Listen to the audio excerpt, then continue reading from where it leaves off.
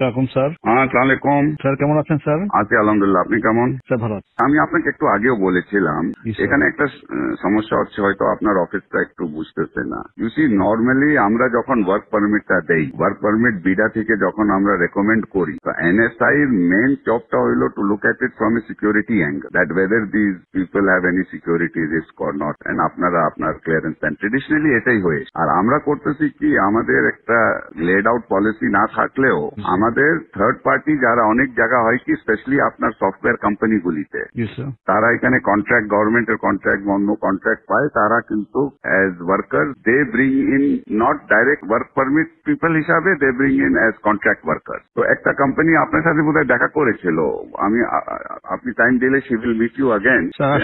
আসছিল স্যার। হ্যাঁ, আসছিল স্যার। তো ওটা আবার আপনি বলেছিলেন আমরা রিভিউ করে পাঠাইতে, আমি হোম মিনিস্টারকে বলে আপনাদের কাছে রিভিউতে পাঠাই দিয়েছিলাম। ওটা আপনারা আবার না করে দিয়েছেন। আপনারা করেছেন না অন দ্য গ্রাউন্ড দ্যাট বিডার কোনো পলিসি নাই এটার ব্যাপারে। ওটা তো আপনাদের দেখার ব্যাপার না। পলিসি আমার আছে কি না, that is not you see whether the security clearance আছে কিনা, ওয়েদার দে আর সিকিউরিটি ও নট সিকিউর, ওটা তো আমার আমি হোম মিনিস্ট্রির সাথে বিডা বুঝবে। স্যার ঠিক আছে স্যার। এখন স্যার আমি দু একটা আসপেক্ট একটু আপনাকে বলি। হ্যাঁ, যে লোকটা ভাড়া দেখাচ্ছে 30,000 টাকা, বাট সে 3 লাখ টাকার বাসায় থাকছে, so he is not paying tax because he is showing 30,000 টাকা হাউস রেন্ট। 2,30,000 টাকা যে বাকি, যে 3 লাখ টাকা যে বাসা থাকতেছে, যেটার জন্য এডিশনাল সরকারকে পে করার কথা, সে তো সেটা করছে না স্যার। তো এটা দেখার দায়িত্বটা কার? যে লোকের বেতন হচ্ছে অরিজিনালি 10 লাখ টাকা, সে দেখাচ্ছে 2 লাখ টাকা, বাকি 8 লাখ টাকার উপর ট্যাক্স ফাঁকি দিচ্ছে। এটা দেখার দায়িত্বটা হলো এনবিআর। এনবিআর ধরবে, এনবিআর তো ধরতেছে। এটা তো এনবিআর যে ইন্টেলিজেন্স আছে তারা ধরতেছে। না, ধরছে, অনেকগুলিকে ধরেছে, অনেকগুলিকে ধরছে। এয়ারপোর্টে আমরা আটকাই দিতেছি। স্যার, যে লোক আগে আসছে সে 8 লাখ টাকা বেতনে ছিল, এখন সে 2 লাখ টাকা বেতনে এখানে চাকরি করতেছে। তো বিদেশিরা এত দেশপ্রেমিক তো হয়ে যায় না যে আমার দেশে 8 লাখ টাকা বেতন ছিল, 2 লাখ টাকা কাজ করবে। সুতরাং আমাদেরকে তো এগুলো যখন অবজেকশন দিয়েছি, তখন সে তার বেতন আবার বাড়ায় 6 লাখ টাকা করেছে স্যার। তো সাম পয়েন্ট ওটা ঠিক আছে না, এট সাম পয়েন্ট এটা তাহলে আমরা বসি, let us sit down with NBR, everybody, আমরা বসি। কিন্তু point is responsibility basically is NBR. If NBR is not doing it, then you should point out to them কে তোমরা করো। হ্যাঁ, ওর দায়িত্বটা আপনি আপনার ঘাড়ের উপরে তো নিতে পারেন না। জি স্যার, আমরা না করতে পারলে ভালো হতো স্যার। তবে এই প্রসেসে আমরা সরকারের রেভিনিউ আনে বড় একটা অংশ রেখেছি। এটা ঠিক আছে, এটা আমরা একটা তাহলে মিটিং করি, আমরা মিটিং করি। কিন্তু এই কেসে তো this is not the case. এই কেসে স্যার একটা কোম্পানি যখন একটা লোক আনে, তখন তার একটা বেতন ধরে যে তার এত টাকা বেতন, এত টাকা ধরে করবে, সেই হিসাবে যদি আবার থার্ড পার্টিকে দিয়ে দেয়, তাহলে এটাকে বিডা একটা পলিসিতে আমাদের দিয়ে দিক যে না, ইচ্ছা করলে সে আমি 2,000 টাকা আমাকে সিকিউরিটি ক্লিয়ারেন্স দিবেন।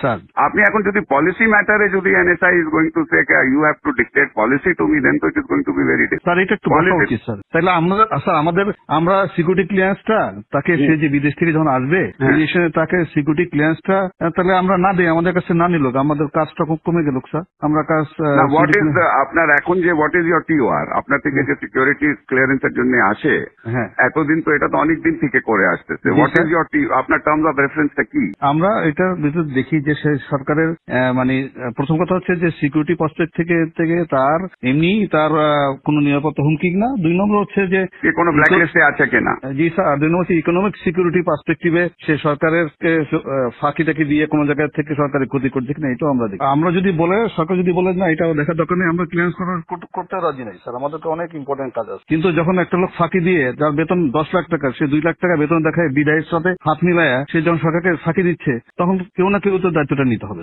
না, এটা তো আপনার ঠিক আছে। আমি দেখি, আমি প্রিন্সিপাল সেক্রেটারির সাথে কথা বলছি। জি স্যার। আমার যতদূর মনে হয় দিস ইজ নট, এতদিন তো ছিল না, এটা তো নতুন, আপনি ডিজি হয়ে এই প্রবলেমটা আসছে। আমি 2009 সাল থেকে এই প্রতিষ্ঠানে আছি। I work as director external, এবং যারা এরকম ট্যাক্সের ফাঁকি দিচ্ছে, এই বিষয়গুলো সবগুলো আমরা এইভাবে করে ধরেছি। এবং আমরা যখন অবজেকশন দিয়েছি, ওরা আবার বেতন বাড়ায়, যেটা লিগাল যে পায়, যে বাড়ি ভাড়া যা 3 লাখ টাকা দিয়ে করতেছে, সে তখন 3 লাখ টাকা বাড়ে ওটার উপর সরকারকে ট্যাক্স দিয়েছে স্যার। চিটাগাং পোর্ট দিয়ে স্যার হাজার হাজার গাড়ি আসে, ওগুলো আটকাই, ওরা ট্যাক্স দেয়। So I am adding value tax to the government. Although এখন বলবেন যে না এটা তো এনএসআই রেসপন্সিবিলিটি নয় স্যার, এটা যদি সরকার বলে দেয় যে না এগুলো করার দরকার নেই, আমরা কিছু করবো না স্যার, আমাদের কাছে ক্লিয়ারেন্স না পাঠাইলে তো হবে না স্যার। কিন্তু বিডা আমাদেরকে বলতে হবে যে তারা যদি জাস্টিফাই করে যে একটা লোক বিডা যদি কম্প্রোমাইজ না হয়, আমাদের তো কোনো অসুবিধা নেই। আমাদেরকে একটু ক্লিয়ারলি বলে দিক স্যার যে একজনের জন্য নিয়ে এসে আরেকজনকে দিতে পারবে, বা 2-3 হাত ঘুরে সেই লোক কাজ করতে পারবে, আমাদের কোনো অসুবিধা নেই। একটা মিটিং হলে ভালো হয় স্যার আমাদের জন্য সুবিধা।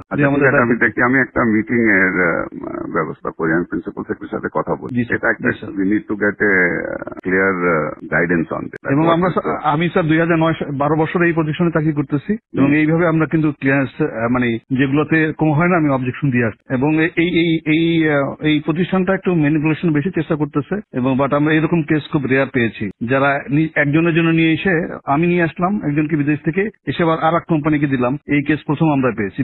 বিডা আমাদেরকে বলে দিক যে এইটাতে কোনো অসুবিধা নাই, আমরা সদস্য দিয়ে দেবো, বিডাও ক্লিয়ারলি বলে না। আর আপনাকে একটু জানাচ্ছি BIDA is a compromise organize, মানে ন্যাশনাল ইন্টারেস্টে শুনেন আপনার NBR is also compromise organization. Exactly sir, exactly. আপনার civil aviation is a compromise organisation.